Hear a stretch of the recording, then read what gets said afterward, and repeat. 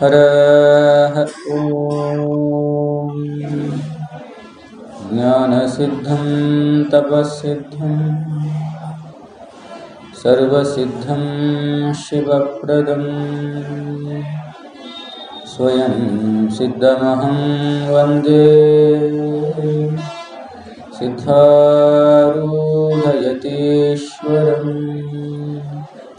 सिद्धारूढयतीश्वरम्।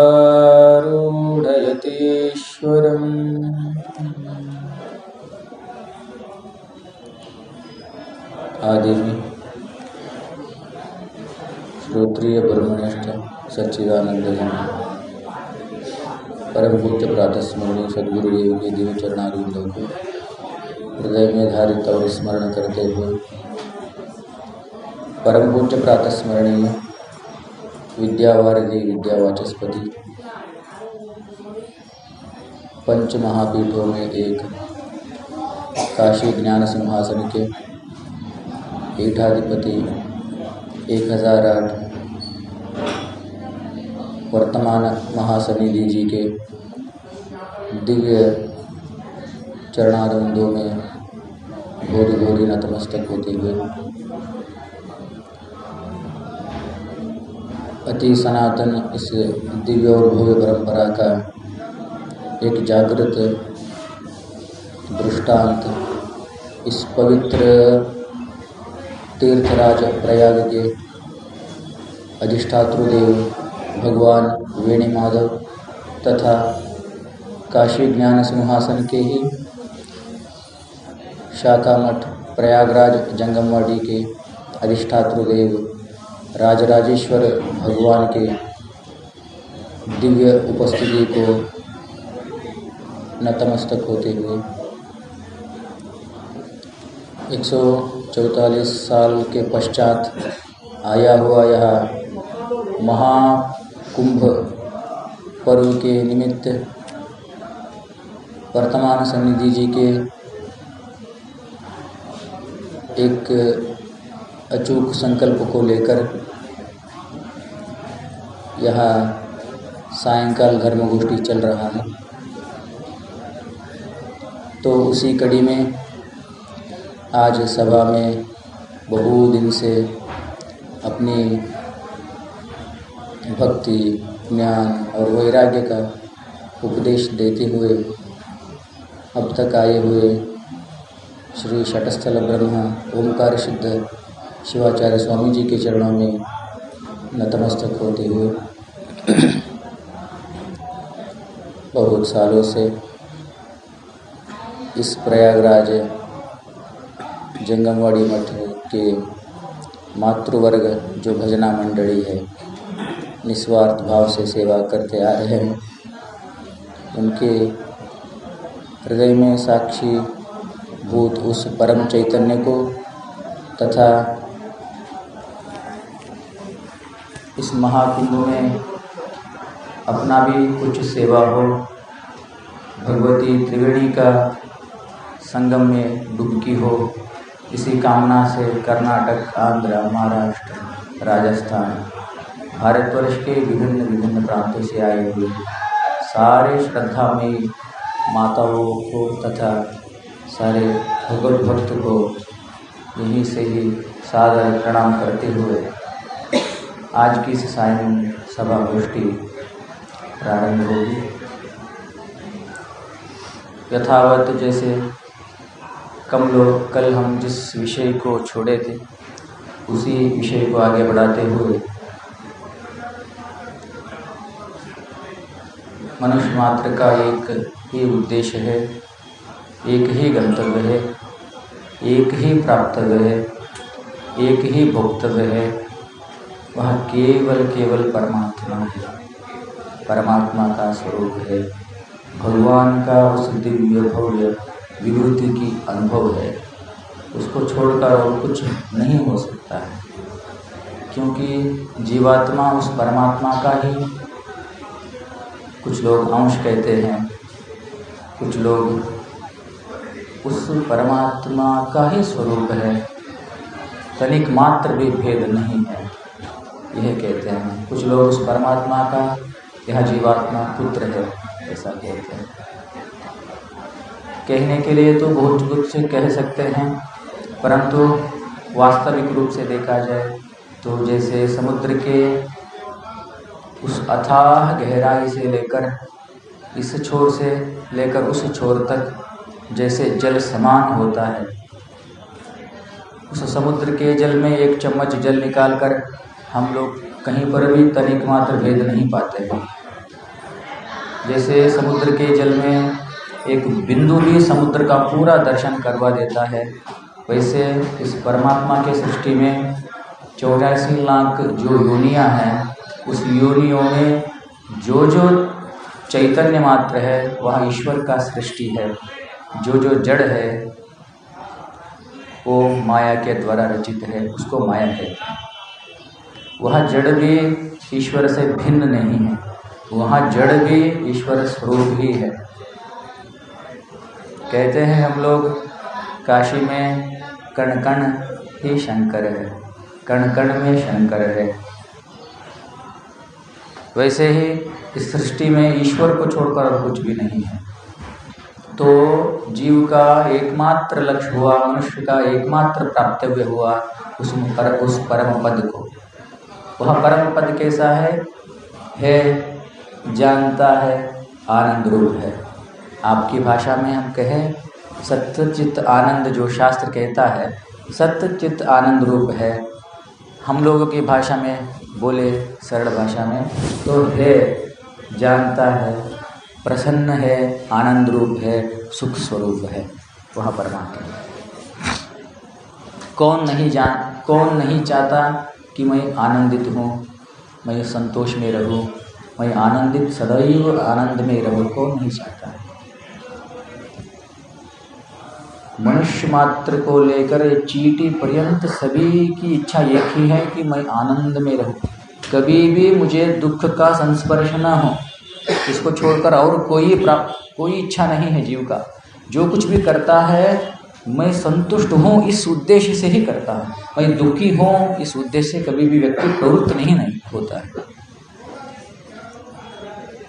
तो एक चींटी भी कहीं पर जा रहा है, आप कहीं हाथ रखेंगे उसके मार्ग में तो वो अपना रास्ता बदल लेता है। उसको पता है कि इस तरफ जाऊंगा तो मुझे कुछ प्रतिबंधक है, मुझे दुख होगा। एक चींटी को भी पता है कि अपना हित क्या है, अहित क्या है, मुझे क्या, कहाँ जाने से, क्या प्राप्त करने से मुझे दुख होगा। अग्नि तरफ चींटी भी नहीं जाता है, जल के तरफ चींटी भी नहीं जाता है।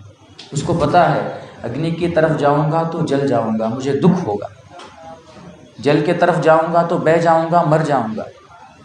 चींटी को भी पता है, परंतु मनुष्य को पता होने पर भी बारंबार प्रवृत्त होता है। यही दुस्तर है, यही हम लोगों का एक दोष है।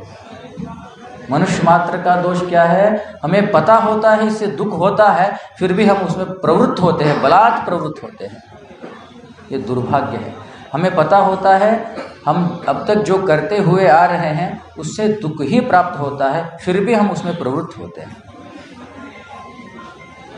हमें ये भी पता है कि हजारों लाखों लोग इस भारतवर्ष में ईश्वर की प्राप्ति किए हैं, वो संतुष्ट हुए हैं, परंतु उसमें हम प्रवृत्त नहीं होते हैं। ये सबसे बड़ी दुखद है। महाभारत में एक अच्छा प्रसंग है। जैसे पांडवों ने अज्ञातवास 14 वर्ष वनवास प्राप्त हुआ तो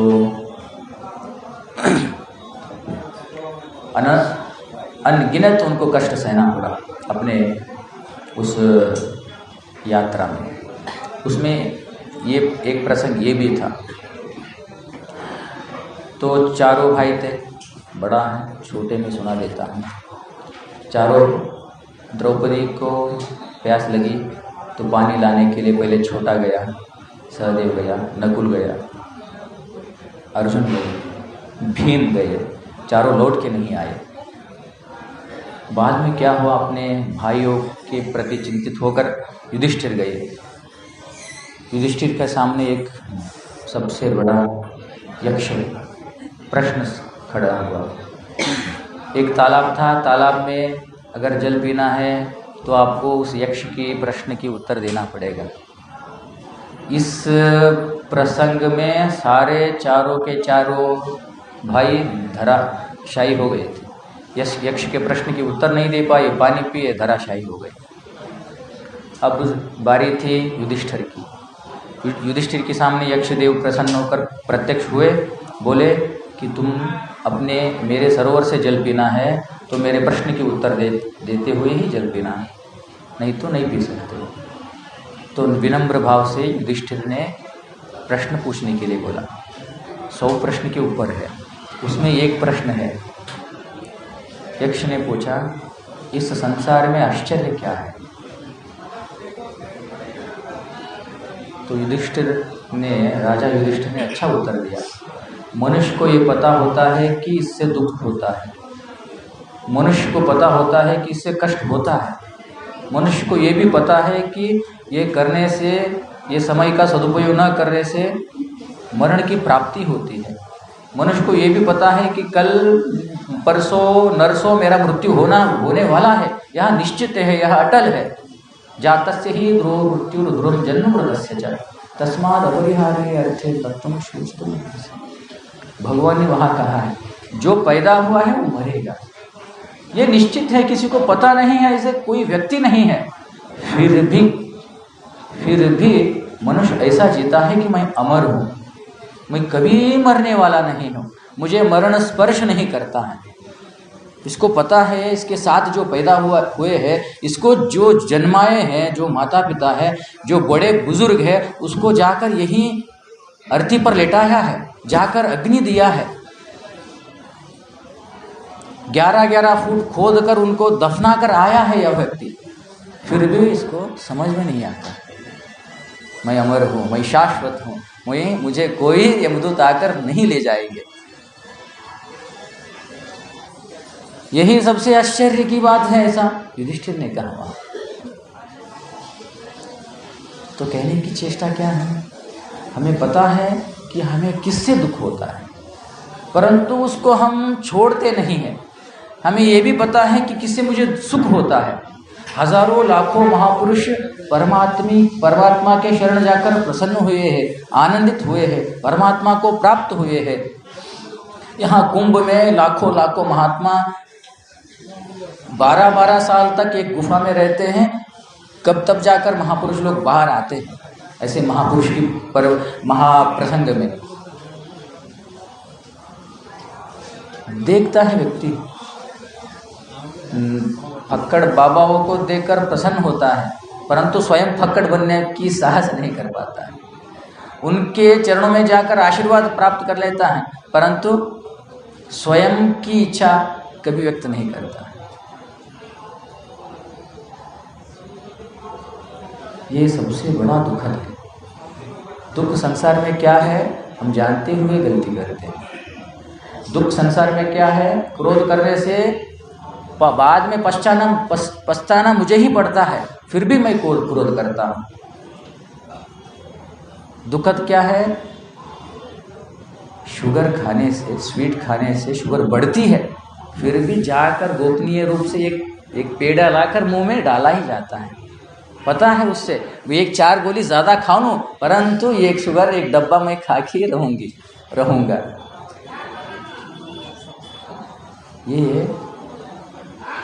यही मनुष्य में दोष है।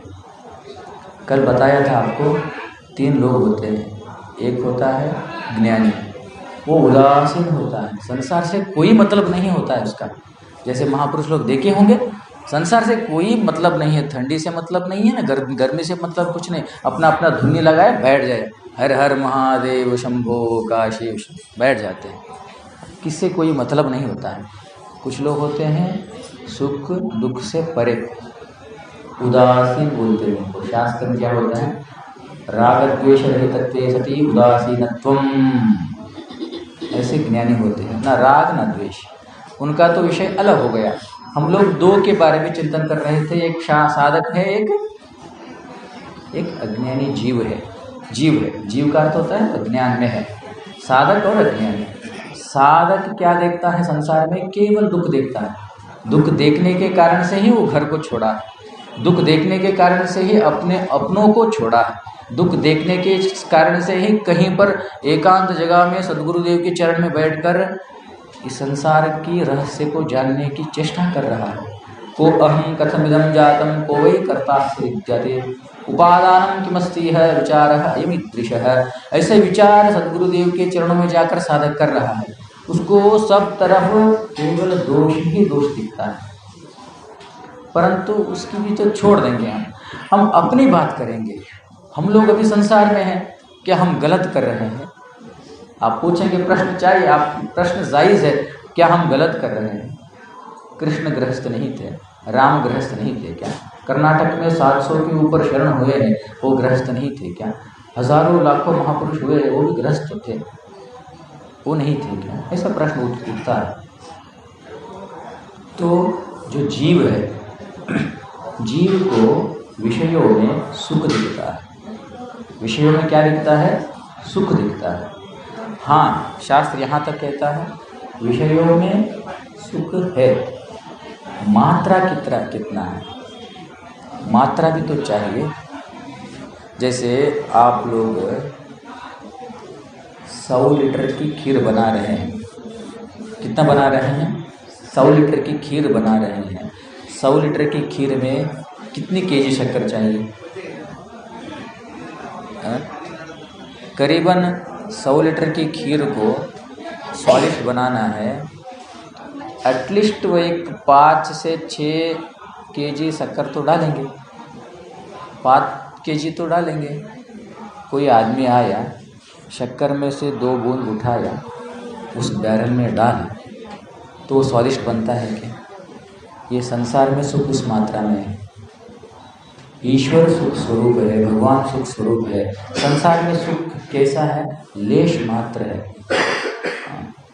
इसलिए निजगुण शिवयोगी ने कहा दुखवने सुख विडंबरु अविवेकी बड़ु। दुख को ही हम लोग सुख के रूप में माने गए हैं, हम अनुभव करते हैं। दुख ही है, उसको ही सुख के रूप में हम ग्रहण करते हैं।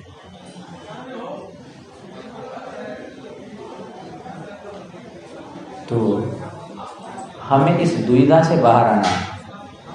पहले तो जिससे मुझे दुख होता है उससे प्रथम मुझे बाहर आना है। पहले देखना है उस विषय को, यह विषय से मैं अब तक सुखी होता हुआ आया हूँ कि नहीं, यह विषय मुझे दुख ही देता आ रहा है कि नहीं, इसको पहले देखना है। क्योंकि हम वीक्षण कर रहे हैं जगत में, उससे हमें बाहर आना है, उस विषय से हमें बाहर आना है। हमें पता होता है कि घर में बच्चे हैं 4, इसको व्यक्ति को पता है घर में बच्चे हैं। दिन का सुबह से शाम तक मेहनत करने से 1000 रुपये हाथ में लगता है, बीवी है, बच्चे हैं। 1000 में से ये आदमी शराब दुकान में जाकर 800 का पी के आता है, दिन भर कमाई करता है, रात में पी के आता है, घर में पिटाई करता है। सुबह अपनी ही गलती के ऊपर स्वयं पश्चाताप होता है उसको, फिर दूसरे दिन वही गलती करता है ना। व्यक्ति को पता होता है तंबाकू खाने से कैंसर होता है, फिर भी खाता है। हमें पता होता है कि हम क्या कर रहे हैं, हम उससे बाहर नहीं आ पाते हैं। ये दुविधा है। ये किस लिए होता है? तो हम कुछ वस्तुओं को उल्टा समझ लिए हैं, गलत समझना बोलते हैं उसको। समझ गलत हुआ उसके प्रति, समझ क्या हुआ? गलत हुआ। व्यक्ति अच्छा होता है, उसके प्रति हम गलत समझ हुए। गलत समझ के कारण से 10, 15, 20 साल तक उससे नाता तोड़ देते हैं। बाद में पता चलता है वो व्यक्ति वैसा नहीं था, है ना।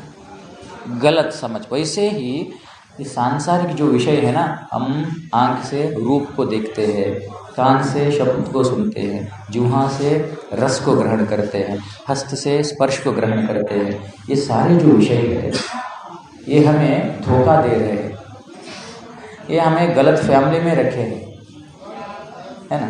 ये क्या रखे हैं? हमें गलत फैमिली में रखे हैं। बाद में ये सारे हमें छूट के जाने वाले हैं।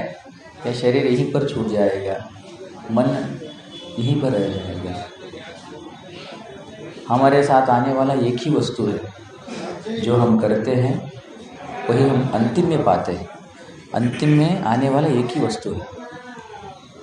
तो जितना हो सके हम लोग विषय से सुख प्राप्त करने की इच्छा को त्यागना पड़ेगा। उस विषय के निर्विषय स्वरूप के तरफ ध्यान रखना पड़ेगा। ये तो बहुत दुस्तर मार्ग है, परंतु हम ऐसे मार्ग से न चल पाए तो भी एक उपाय है कि हम लोग जितना हो सके भगवान के शरण में जाए, उस आनंद स्वरूप भगवान के शरण में जाए। परमात्मा गीता में स्पष्ट रूप से कहा है, भगवान तुम किसको तुरंत उद्धार करते हो? ऐसे प्रश्न होने पर मैं उसी को उद्धार करता हूँ कि जो मेरे शरण में आएगा। तब तक भगवान ने अर्जुन को उपदेश नहीं दिया जब तक अर्जुन अपने शिष्यत्व को भगवान के सामने प्रकट नहीं किया। भगवान के सामने अपने शिष्यत्व को जब तक अर्जुन ने प्रकट नहीं किया तब तक भगवान उपदेश नहीं दिए। शिष्यस्ते अहम शादिमाम त्वाम प्रपन्ना, ऐसे बोलने पर ही भगवान ने क्लैभ्यमास मगमः पार्थ नैतत्विपपद्यते क्षुद्रम हृदय दौर्बल्यम त्यक्तोत्तिष्ठ परन्तप उत्तिष्ठत जाग्रत प्राप्य वरान निबोधत, शास्त्र कहता है। तो हम लोग भगवान हम बहुत दीन है, हम बहुत हीन है, तो क्या करो? भगवान के शरण में जाओ, सद्गुरुदेव के शरण में जाओ। सब कुछ आपका ही है, मेरा कुछ भी नहीं है। भगवान के भजन करिएगा, भगवान के नाम का स्मरण करिएगा। जो अपने हाथों से जहाँ जहाँ हो सत्कर्म की आवश्यकता पड़ेगी, वहाँ पर अपने हाथों से अपने क्रिया कर्मों से उसकी संपन्नता को आप संपन्न करिएगा। इससे भगवान प्रसन्न होता है। तो भगवान अपने तरफ जीवात्मा को खींचने की प्रयत्न करते हैं। जैसे आकाश में जो पतंग उड़ाते हैं उसकी बागडोर एक व्यक्ति के हाथों में होता है, वैसे ही अपने बागडोर को भगवान के हाथों में देना। बस भगवान उस नैया को पार करेंगे। इसलिए कल कहा था आद्य भगवान शंकराचार्य ने, विश्वेश्वर पादाम्बुज दीर्घनौका, भगवान के नाम मात्र का ही एक आसरा है इस जीवात्मा को संसार से तरवाने की। तो भगवान कैसा है? सुख स्वरूप है। उस सुख स्वरूप परमात्मा को सभी जीवात्मा प्राप्त करे, उसी की दया, उस परम इष्ट की ही दया सभी के ऊपर हो, यही प्रार्थना भगवती भागीरथी, यमुना सरस्वती तथा सद्गुरुदेव से और सनिधि से यही प्रार्थना करते हो। यही दो शब्द सद्गुरुदेव के चरणों में समर्पित करते हुए मैं अपनी वाणी को यहीं पर विराम देता हूँ। अभी